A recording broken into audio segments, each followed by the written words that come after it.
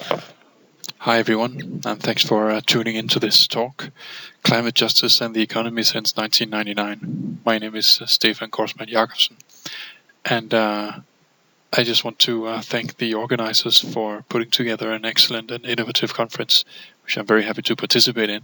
I'm sorry that I don't have any video connection to my computer, but I hope that the sound will be okay. The title of my paper begs two questions. First, what is climate justice actually? This is a concept used by a lot of activists and NGOs worldwide.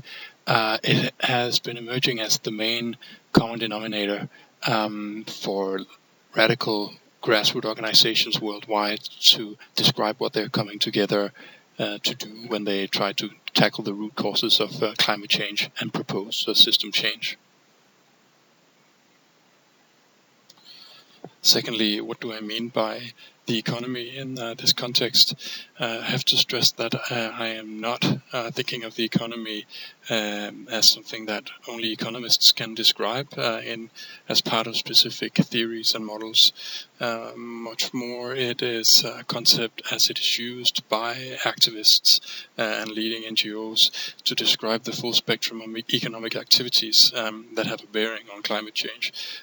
So here we talk about both general questions of production and consumption and large industrial complexes and markets, but we also talk about local markets and family care.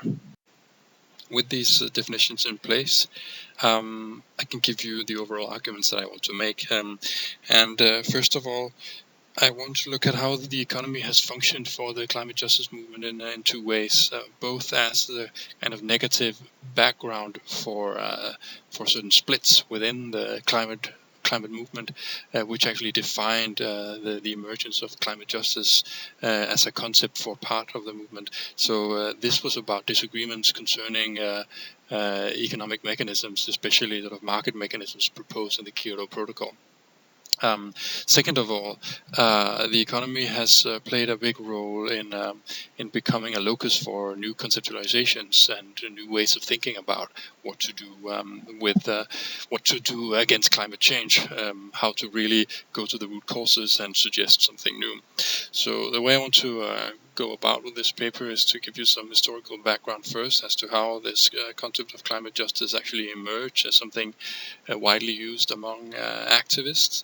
And I'll show you a few examples of this and sort of show you the causal links that I think are there. Second of all, I want to look at some of the sort of positive innovations or positive ideas as to how climate justice advocates think that we have to retake the concept of the economy and come up with new ideas. And finally, I'll look at some of these ideas in a more sort of strategic light as to how they are working out for the movement.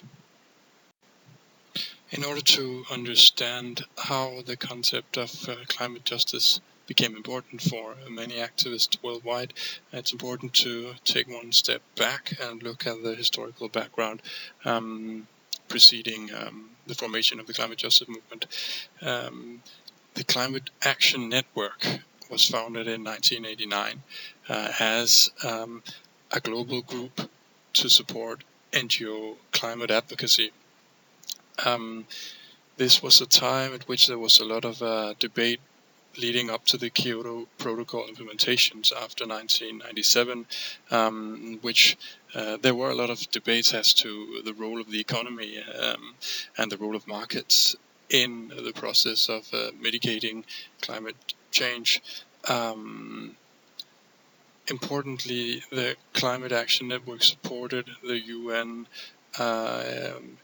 so-called Clean Development Mechanism, which was a number of different measures being taken, but included a large trust in market mechanisms for emission trading, included the attempt to price both CO2 and a number of other polluting effects, and the beginnings of programs like the reduced emissions from avoided deforestation and degradation, all programs that attempted to use economic mechanisms, market mechanisms, to mitigate climate change. Now, importantly, the Climate Action Network, which comprised of over 900 organizations worldwide, had a lot of debates as to whether or not one should support this program by the UN, but ended up actually supporting. And this remained a problematic issue, but still the consensus within the Climate Action Network up through the 1990s. The fact that a number of climate NGOs were not really happy about this consensus-based approach to mitigating climate change became very obvious in 1999, at which an American NGO, Corp Watch, published a report that sort of attacked the ideal of consensus that was part of the Kyoto Protocol, and that CAN had been supporting. It's called Greenhouse Gangsters versus Climate Justice, and this is actually the first point at which we have climate advocacy NGOs using the concept of climate justice. And this publication very specifically targeted oil corporations and drew attention to the fact that oil corporations were also part of the big game behind the Kyoto Protocol, and that there was a number of injustices entailed by the actions of these companies that were not really reflected in the approach, the consensus-based approach to the economy that the CAN had supported. This was both on an international level, showing inequity between different states in terms of the levels of emissions historically, but it was also targeting specific actions by these oil corporations worldwide. I just want to show you here the front page of the publication to show you sort of the aesthetic underpinning of this new way of approaching the injustices. You see all the larger oil companies represented in this gangster form, engaged in greenwashing, but also engaged in causing pain to a number of different ethnic groups. We also see the linkage to private consumption in terms of automobiles being toppled by sort of a new generation of activists not wanting to accept this linkage between economic power and usage of fossil fuels. The publication was a clear attempt at trying to make a global case against the oil companies by giving a lot of examples from struggles from indigenous groups from all over the world, and especially from the global south, even though we were here talking about a publication issued in the US. Also, there was an attempt at creating or underlining shared memories of the struggles by mentioning several times the murder of Kensari Wiwa in 1995 and the Nigerian Igbo activist.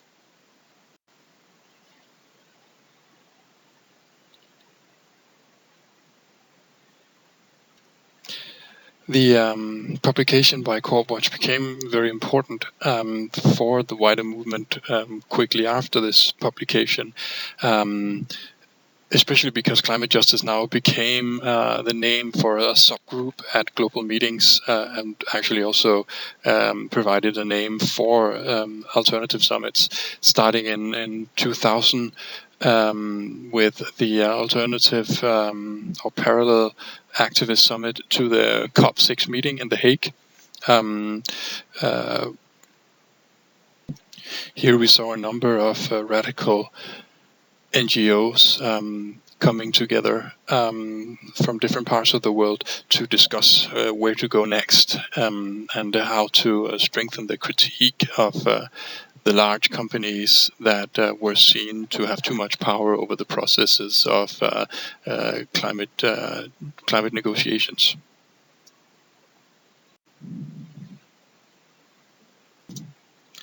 The debates initiated in year 2000 led to a number of climate justice declarations that showcased the underlinement of economic issues that were important to these activist groups, and I'm just highlighting a few of them. In 2002, there was a so-called Earth Summit of a number of these radical NGOs who wanted to put out a more stringent declaration coming out of these debates.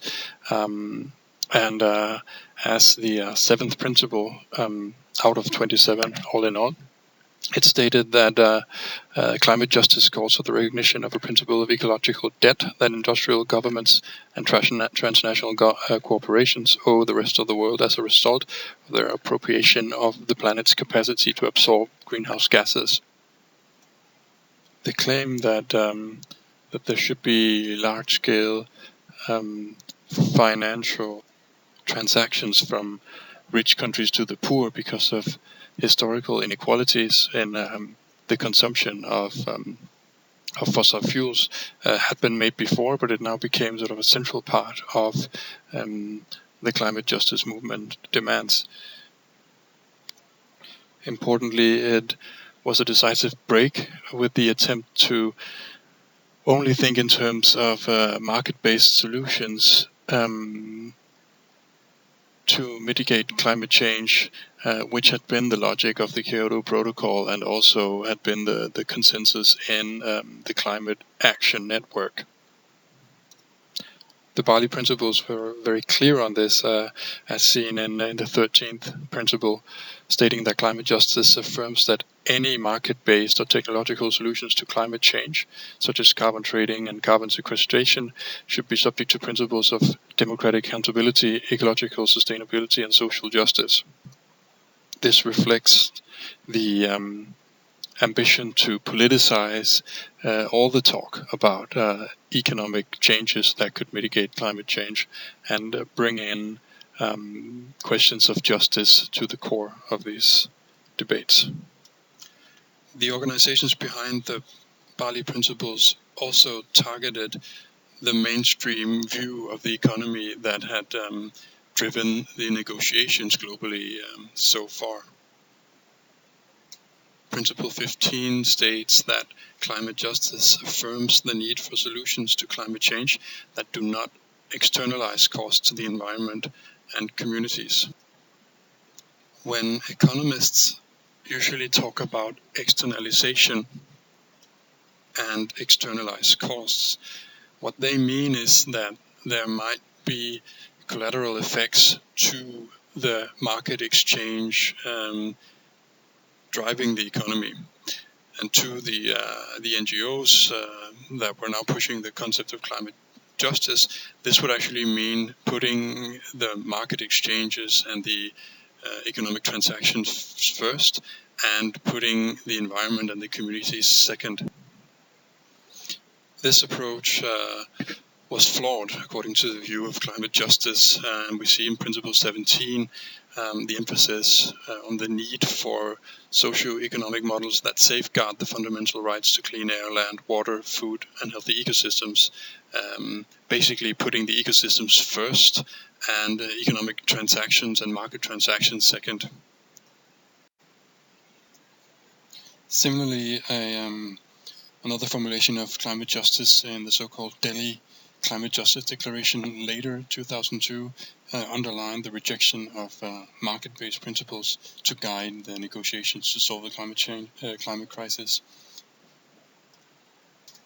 Finally, in 2009, the disagreements between the climate justice movement and the overall network in Climate Action Network got too great to keep things together. This came to the fore during the alternative debates at the climate forum outside the COP meeting in Copenhagen in 2009.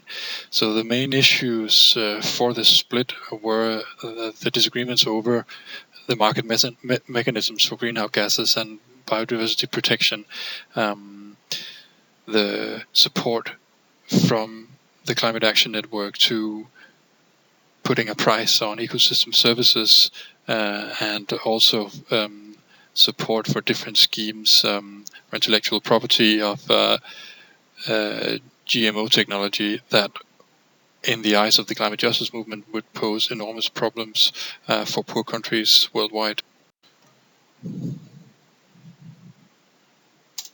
So now we've seen how debates over the economy served as a split within the climate movement, and also paved the way for the emergence of climate justice as a new strong concept for the movement. But I want to end up with just a couple of notions of the positive ideals that's being put forward recently, especially during the alternative summits at the COP21 meeting in Paris in 2015, at which I did participant observation. So one concept that's very important here is buen vivir, which we can roughly translate into the good life, and it's a concept emerging from the Andes region in South America, stressing both very sort of practical notions of conviviality and new local caring strategies for organizing economies, but also suggesting a whole new ontology of how to understand the relation between communities, nature, and the economy. So I have a quote here from Ecuadorian economist Alberto Acosta, underlining this change from anthropocentrism to biocentrism as the background of how to reinvent political views, a whole new kind of socialism based on an ontological turn. This was very widely discussed and very popular at the climate. Divestment is another important economic category being put forward by the climate justice movement. And although this seems to be part of a very technical financial strategy, I find it important that a lot of the leaders of the organizations really campaigning for divestment are actually using the metaphor of abolition a lot, and are actually casting their campaigns as both a political, moral, and almost spiritual problem. So we see a lot of these comparisons to especially North American struggles and the history of abolition being the main comparison of what is actually going on in this attempt to urgently and dramatically mitigate climate change. Importantly, however, is that divestment is a much more sort of systematical concept vis-a-vis the more practical side of buen vivir, where divestment is mainly about restricting a certain part of the economy. Proponents of buen vivir is constantly talking about the positive outcomes of changing the basics of how an economy works. This leads me to a final point on how different parts of the climate justice movement are thinking about the economy in the face of climate change. The ideas emerging from NGOs from the global north are mainly about changing certain parameters of the economy to bring about a dramatic reduction in greenhouse gases in the short term. So there's a strong focus on mitigation and much less on adaptation to climate change, or the climate change that's already inflicting damage on a lot of communities worldwide. The activists and the NGOs on the global south are not in disagreement about the need to mitigate dramatically, but their economic ideas are shaped much more by local struggles and new ways of actually coping with climate change as it is happening already.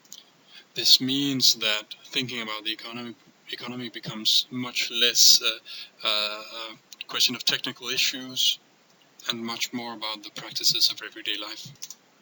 This is, of course, putting things very crudely, but I do believe that these different ways, different levels of approaching the economy will be important in future debates on a global scale within the climate justice movement. Thank you very much for your attention.